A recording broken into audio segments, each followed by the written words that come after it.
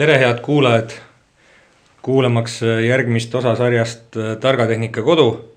Minu nimi on Kristjan Ruusamäe, olen Vihuriagri tegevjuht ja täna on minuga Andres Jassik, kes on meie tugiteenuste spetsialist. Ja kohe algava hooaja siis eelvaatena, kui nii võib öelda, vaataks võib-olla natukene üle, räägiks mõned teemad, mis puudutavad tarkasid lahendusi ja John Deere'i siis platvormi. Et ma ei tea, Andres, millest me täna alustada võiks, et Tere kuulajad, täna kõige tähtsam teema on antennide tarkvara uuendus ja ekraanide tarkvara uuendus generatsioon 4 ekraanidele. mis see siis tähendab, ütleme, tavakasutaja või kliendi jaoks, Et alates nüüd 1. veebruarist täna kõik antennid, mis on Starfire 3000 ja Starfire 6000, millel on tarkvara uuendus tegemata, lõpetasid SF1 signaali vastuvõtmise. Et tänase seisuga oleks vaja kõigil neil teha tarkvara uuendused. ja see kohustuslik tarkvara uuendus, millest see siis tuleneb, et räägime selle taustaga ära, et siin on mõnedele antennidele juba või oleme neid tarkvara uuendusi juba ka teinud, aga et kliendid nagu meie kuulajad aru saaks, mille pärast see on, siis võib-olla vajab sealt taust natuke lahti selgitamist. Asi saab alguse sellest, et 50-ndatel üles astud satelliidid, mis täna pakkusid meile SF1 signaali parandust, on lihtsalt tehnoloogiliselt nii vananenud, et need tuli asendada uutega ja antud kuni 1. veebruarini siis oli üleval ainult John Deere'i jaoks 6 satelliiti, mis siis pakkusid erinevaid sagedusi. Starfire ITC-l oli SF1 satelliit, SF2 satelliit, siis oli Starfire 3000, mille jaoks oli jälle omaette SF1 jaoks satelliidivõrk ja SF2 jaoks satelliidivõrk. Siis tuli Starfire 6000, mis juba jooksis uuema satelliidivõrgu peale, seal oli SF1 jaoks oma võrk ja SF3 jaoks oma võrk. Nüüd, kuna need vanad satelliidid, mis pakkusid parandust Starfire ITC-le ja 3000-le lõpetati ära, siis nüüd toimub antennide uuendamine uutele sagedustele. Aga kuna see uus tarkvara on nüüd nii piisavalt suur, et see enam ITC antenni sisse ei mahu, siis on ka sellepärast ITC antennid lähevad ajalukku. Et nendega saab teha küll paralleelsõitu ja nad on võimelised ka see EGNOS-e pealt sektsiooni juhtimist tegema, aga neil ei ole enam väga täpsust. Nojah, selles mõttes ongi oluline, et need kuulajad veel, kes kasutavad ITC antenni, et see juba vaata, et 15 aastat tagasi turule tulnud antenn, et ei tekiks kevadel halba üllatust põllule minnes, et oled harjunud süsteemi kasutama ja siis talve jooksul tuleb selline üllatus, siis oleks mõistlik see antenni vahetus ka ära teha, et kui ikkagi on plaan samade rakendustega või samade seadmetega nagu jätkata, siis on võib-olla mõistlik meiega ühendust võtta ja pakume sinna, ma usun, et tuleme klientidele selles mõttes vastu, et saame natuke soodsama hinnaga pakkuda seda antenni vahetust, et kui selle ITC antenni meile tood või siis välja vahetad. Et muidugi hea uudis on see, et need inimesed, kes on harjunud kasutama SF2 signaali ITC antennidel, siis see tasuline signaal on endiselt nagu enda jaoks olemas. Et kui sa ostad sinna selle ühekuulise SF2, siis ta on kuu aega SF2 see toimib. Lihtsalt SF1 enam ei ole. Okei. Aga see nüüd puudutas antennide tarkvara uuendusi, aga tegelikult on päris palju tarkvara või tarkust kaasneb ka iga uue siis ekraani või monitori tarkvara uuendusega, et ma saan aru, et oleks mõistlik enne hooaega ka need uuendused ära teha. Ja, generatsioon 4 ekraanid said nüüd värskelt süsteemi suured uuendused, et seal on lisandunud palju funktsioone, asi on märksa stabiilsemaks, ühildavused on paremad, ise protsessor läheb kiiremaks selle tarkvara uuendusega, et nagu igale kasutajale kindlasti mugavamaks. No see on nagu tavaline telefoni tarkvara uuendus, mis meil igal kasutajal nagu iga natukese aja tagant pakutakse, nüüd on see asi jõudnud ka traktorisse, et aga mis nagu sa ütlesid ka, et süsteemi uuendused ja miks neid süsteemi uuendusi tasub teha, siis ma võib-olla mainiks selle ära, et iga tarkvara uuendusega kaasneb ju mingisugune funktsiooni uuendus või mingi versiooni asi, et sellega saab teha mingit uut funktsiooni, mis varasema tarkvaraga ei saanud teha, et ja isegi täitsa enda antenni tarkvara uuendused, et praegu on tulnud päris mitu juhust, kus lähed tarkvara uuendama antennile, aga läbi ekraani ei ole võimalik seda teha, sest ekraanis on veel nii vana tarkvara, et sa pead ikkagi alustama ekraanist, et kasulikum oleks oma ekraanid hoida ajakohased. Ja kui sul on traktori GD-Link, siis selle ekraani uuendamine on täiesti tasuta sinu jaoks. Lihtsalt kontrollid võrgust ekraani uuendusi ja ongi sul kõik asjad olemas. No just, et sa jõudsid ka selle ära mainida, et kui GD-Link on masinal peale, et siis on nagu see boonus olemas, et kõik need tarkvara uuendused saab ära teha masin ise või siis operaator ise sealt kontrollida. Aga kui nüüd ei ole peal seda GD-Linki, et mis siis saab? Kui GD-Linki ei ole, siis märtsikuu lõpuni on tiiril käimas praegu kampaania GD-Linki modem poole hinnaga. Et kui tavahind on modemil 800 €, siis nüüd saab selle 400-ga. Ja kui sa võtad mudelipõhise komplekti, siis praegu saad sa modemi hinna eest täis mudelipõhise GD-Linki komplekti oma masina jaoks. Et sisuliselt saab selle masina praegu märtsi lõpuni veel enne hooaega ka väga soodsatel tingimustel võrku lülitada, ära ei tasu ka unustada seda, et 8 aastaks on GD-Linki Connect leping täna kindlasti tasuta veel. Ja seal sellega kaasneb, varasemalt oli sellel ka aastatasu, et ja seda saab ka hiljem siis pikendada veel 8 aastaks loodetavasti, nii et seal on ka oma väärtusmärgus litsentsi osas. Aga kui nüüd tarkvarauuendused saavad seal modemi kaudu tehtud, siis tegelikult on varasemates podcastides Antti ja Jaanus rääkinud erinevatest asjadest, mis saab teha või mida näeme meie kui edasimüüja läbi selle GD-Linki ja millised teenused me saame pakkuda. Nendel ma võib-olla täna liiga pikalt ei peatukski, aga üks asi, mis kindlasti kaasneb selle modemiga ja ühenduvusega on see, et kõik andmed, mis on puldis, saavad ju dokumenteeritud ja sünkroniseeritud MyJohn Deere'iga.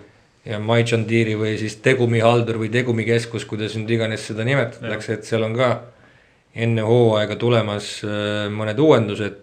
Portaal ise on tegelikult kogu aeg arenduses ja uuenduses ja täiustamisel, et seal on palju muutunud alates sellega, kus ta välja tuli ja kus täna jõudnud oleme. Just, ja ma saan aru, et ka siin enne hooaega oled sa tegemas selle portaali osas koolitusi või täiendkoolitusi, kuidas me neid nimetame, et kes iganes huvi tunneb, siis saab 3. märts. Jah, siiamaani 3. märts, aga tegelikult on aga ma võin ka alati personaalselt läheneda, et lepime aja kokku ja saame online meetingus kokku, et no tänapäeval vist ongi niimoodi, et kõik need koolitused ja info edastamine kolib kõik online'i, et väga ei saagi suurema klassiruumi ees hetkel koolitusi korraldada, aga see on tänase seisukorra reaalsus või paratamatus. Aga on seal MyJohn Deere portaalis ka mingisuguseid suuremaid uuendusi tulemas või ülesehituslikult tulemas? Jaanuaris oli kõige suurem uuendus oli nüüd masina asukoha ajalugu, mida nüüd saab võtta tagasi kuni 2 aastat, kui varem oli võimalik saada kätte ainult 2 kuud äkki oli, kui ma õieti mäletan. 2 kuud, nüüd on 2 aastat ja varem oli ta ainult punktiliselt, siis nüüd on võimalik kuvada ka jooneliselt päeva kaupa, kus kohas traktor sõitnud on. Kas see maha mängimise funktsioon on ka seal nüüd olemas, et saab play nuppuga? Seda ei ole, et on lihtsalt tekitakse 24 tunni jaoks sõidetud kriips. Okay, see on eriti kasulik võib-olla siin nendele, kes talvel mingit lumelükkamise lepingut omavad või mingisugust tõestama peavad oma masina ajalugu ja samas ka vaadata, kus tööd või mis tööd said tehtud ja kes siis parasjagu kus masinaga käis. Siis on lisaks on nüüd see klaasimasinatega võimalik ära ühendada MyJohn Deere ja siis on 3. osapoolt juurdepääsus on hästi kõvasti tekkinud. No, Agricol on nüüd see praegu see kõige viimane ja teema, millega hästi kõvasti hakatakse tegelema. Et jälle tekib nagu neid variante ja liidestusi juurde ja miks Agricol on tegelikult päris hea näide, et ma saan aru, et selle Agriconi portaali kaudu on võimalik otse saata masinasse väärtuskaardid on ju, et tänasel juhul on see läbi emaili käib läbi mitme arvuti, siis tulevikus või tänasel päeval, kui on aktiivne CD-Lingi Connect leping, Agriconi mees paneb oma väärtuskaardi võrku ja selle saab saata otse traktorisse. väga mugav integreeritud ja kõik asjad on ka põllu alla siis dokumenteeritud ja tagantjärgi saab ka selle nagu järgi vaadata, et üks asi, mis mulle praegu meelde tuli ja kindlasti vajab ka nagu äramärkimist nii-öelda sellise hooajaeelse uudisena on see, et võib-olla mõned meie kuulajatest on juba ka märganud, et John Deere saatis neile koju kirjaga ühe uuenduse, et muutuvad või teavituse, et muutuvad My John Deere'i organisatsiooni tingimused ja sellega siis peaks seda muudatust või teavitust näevad ka kliendid märtsi algusest alates oma kontole sisse logides. Mis seal nagu kõige suurem muudatus on või miks seda nagu tarvis teha on? Seal põhjus tegelikult on Euroopa Liidu privaatsusnõuded on kõige suurem põhjus, miks seda tehakse ja teine asi on John Deere ise korrastab ka enda kontosid. Need kontod, mis ei ole aktiivsed ja mida ei kasutata, lihtsalt pannakse kinni selle asja tulemusel. Et siin ongi võib-olla ka üleskutse meie headele kuulajatele, et kui olete või soovite oma andmeid siiski säilitada ja teile see teavitus tuleb John Deere'ist, võib-olla see konto on teile meie poolt kunagi loodud aastaid tagasi, aga te võib-olla igapäevaselt seda aktiivselt ei kasuta, siis on mõistlik ikkagi need tingimused vastu võtta või neid tingimustega nõustuda, sellepärast et kui me ei eksi, siis äkki 6 kuu või 8 kuu pärast need andmed kustutatakse jäädavalt, et siis ei saa enam masina infole ligi ja need kontod, mis siis on aktiveeritud või aktiivsed, siis nendega saab tööd edasi teha. Et isegi meil on seda vaja tehnilist poolt, et kuigi te võib-olla ei kasuta, siis meid nagu see tehniline pool veateated ja see osa nagu meie töötame enda igapäevaselt, et noh, see on kõik selleks, et me saaksime paremat teenust omalt poolt pakkuda, hooajal tõrkeid vältida ja nii edasi, et uue asjana tegelikult on ka lähiaastatel tulemas optimeerimise siis teavitused, et kui masin ei tööta piisavalt optimaalselt, siis tuleb meile teavitus ja meie saame siis sellega või sellele vastavalt reageerida, võtame teiega ühendust või masina kasutajaga ühendust ja siis anname omapoolsed soovitused, et kas kütusekulu on liiga kõrge või dokumentatsioon ei ole sisse lülitatud näiteks põllu peal, aga töö käib, et selliseid asju tuleb ikka ette. Võib-olla ma ühe asjana mainiks veel selle ära, et miks on üldse tarvis, et me neid andmeid kuhugi portaali ja põlluhektareid nagu paneme, et üks mõte, mis minul nagu on läbi käinud ja mida minu käest on küsitud, et miks seda kõike tarvis on, siis My John Deere'i ja dokumenteerimisel on mitu head põhjust, et üks on see, et teie andmed saavad kenasti keskselt ühes kohas hoitud, kõik masinapark, mis teil kasutuses on kõikide põldude suhtes, siis kõik põllud ja kultuurid ja nii edasi, piirid on teil olemas kõikides masinates ja kolmas asi, mis võib-olla tehasele olulisem on see, et nende samade andmete pealt saab teha John Deere uusi tooteid või uusi teenuseid välja mõelda, et mida rohkem meil neid hektareid on, seda rohkem andmeid, muidugi loomulikult jällegi klientide nõusolekul, aga seda rohkem andmeid on uute toodete väljatöötamiseks. Jah, muidugi seda te ei tasu karta, et nüüd John Deere jälgib teid, et John Deere tehase jaoks olete ikkagi umbisikulised, masinad on umbisikulised, seda infot jagatakse ainult nagu meie kui diileri ja kliendi vahel, et John Deere seda ja noh, tehasele see on ka nõusolekuga, et kui kasutaja soovib, siis ta ei pea ühtegi andmed või mingisuguseid andmeid jagama ei edasi müüa ega tehasega. Aga need on nagu jah, sellised põhilised punktid, mille üle nagu hirmu on tuntud just tehas jälgib ja tegelikult jah, tehas ei näe mitte midagi peale umbisikulise, et selline masin on kuskil Eestis, kes ta on, mis ta on, keegi seda ei tea. just, et ei maksa seda karta ja võib-olla kutsukski kõiki kasutajaid oma andmete nii-öelda siis back-up imise pärast just ja selleks, et hooajal oleks lihtsam tööd teha. Ma mainisin ka, et John Deere toob järjest uusi tooteid turule ühe uuendusena. Ma ei ole ka veel jõudnud ennast täiesti 100% kurssi viia ja päev natukene võib-olla lugemist ja on minu teada väljas juba selline toode nagu Autotrack Autopath, mis suudab siis sõiduraja põllul luua eelnevate töökäikude põhjal ja eelnevate töönurkade põhjal, et kui sa oled eelmine aasta ütleme külvanud näiteks vastavalt siis põlluservale erinevad töökäigud ja masinaga oled sõitnud järjest nii nagu külvitöö käib, siis ei pea seda Autotracki rada enam ise tegema, vaid vastavalt eelneva töö põhjal süsteem siis loob need sõidurajad sinna ise ära.